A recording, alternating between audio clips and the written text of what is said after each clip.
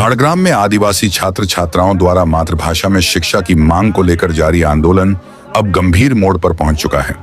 उनकी एकमात्र मांग है कि प्राथमिक स्तर से ही मातृभाषा में शिक्षा उपलब्ध कराई जाए, जिससे वे अपनी संस्कृति और पहचान को सुरक्षित रखते हुए शिक्षा प्राप्त कर सकें।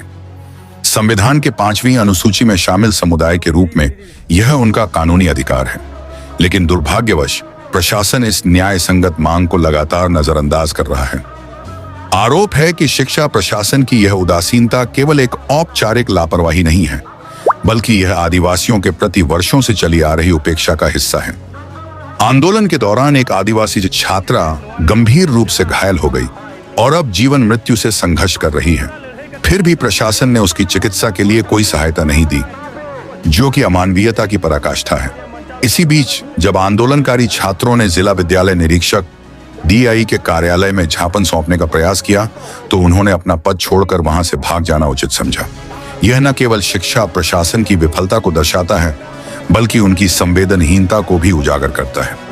इस आंदोलन के जरिए आदिवासी छात्र छात्राएं केवल मातृभाषा में शिक्षा की मांग नहीं कर रहे, बल्कि वे अपनी पहचान और अधिकारों की रक्षा के लिए संघर्ष कर रहे हैं।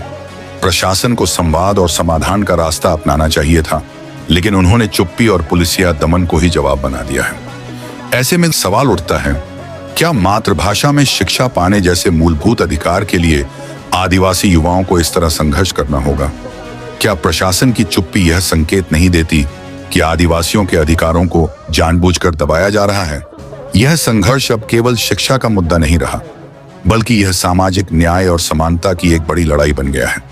अगर प्रशासन अब भी नहीं जागा, तो यह आंदोलन और तीव्र होगा, जिसकी पूरी जिम्मेदारी प्रशासन को ही उठानी होगी।